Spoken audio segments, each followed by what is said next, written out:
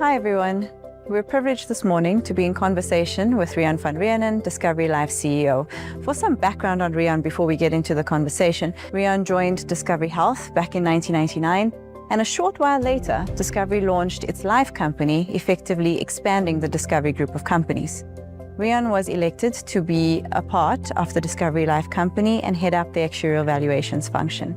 Riaan has often expressed that our core purpose of making people healthier and enhancing and protecting their lives has played out strongly from the get-go to today and will continue to do so in the future. Let's find out more. Riaan, 25 years is a massive achievement. It's a milestone anniversary for us, and I'm sitting back listening to you talk at these recent roadshows that we've had to celebrate our 25 years. And it really struck me how fortunate I am to be working at a company that's always been at the forefront of innovating and reshaping an entire industry.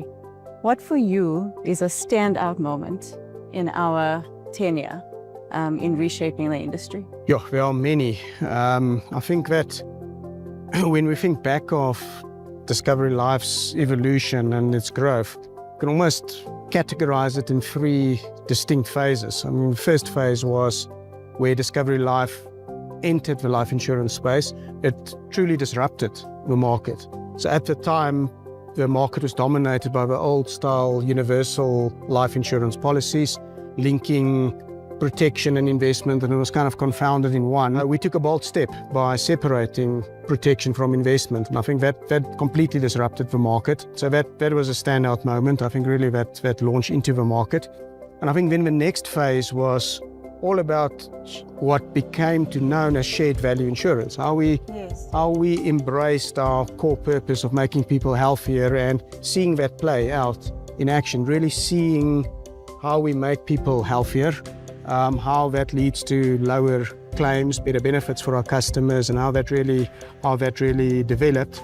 And then I think the third kind of phase that stands out is really kind of think COVID probably led into that phase, but really digitization, hyper-personalization, going into that next phase of how do we utilize all the learnings of the last 20, 25 years, getting better benefits for our customers and making sure that we can even give them better advice how to make them healthier. So a lot of standout features, but I think the single one that stands out is just how successful we have been exceeding our own expectations in making clients healthier. So Riaan, this is, probably a follow on from our conversation in understanding the intersection of client need and innovation. I think that's been the center of our focus since the beginning of time.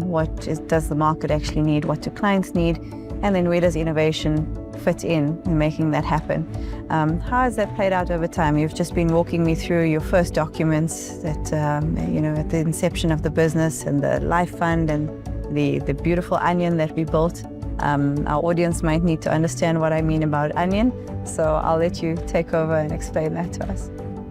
Yeah, I think so when we look back at our first real graphical representation of our product, I mean, we had the life fund, which is the center of really your cover amount, being your life cover, wrapped around the life fund, you had the different layers. So that's where the onion really came from. So the different layers of the other benefits in terms of disability cover, income disability cover, ICB, severe illness cover.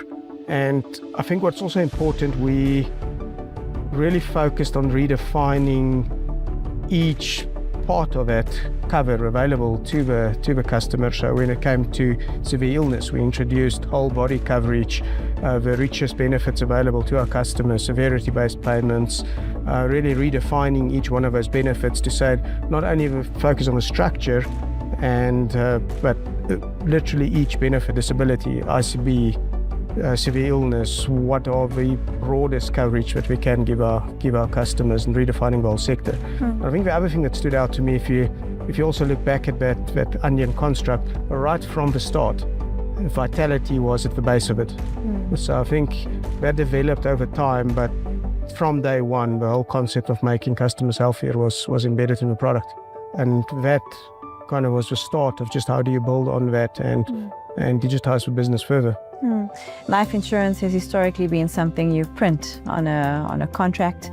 For our clients, they sign it with wet ink and it's been stuck at the bottom of a cabinet, and we forget about it. And now it's something that lives and breathes with an individual every day through the payback that they receive, through the healthy actions that they commit to and that they complete, that results in additional value from the model.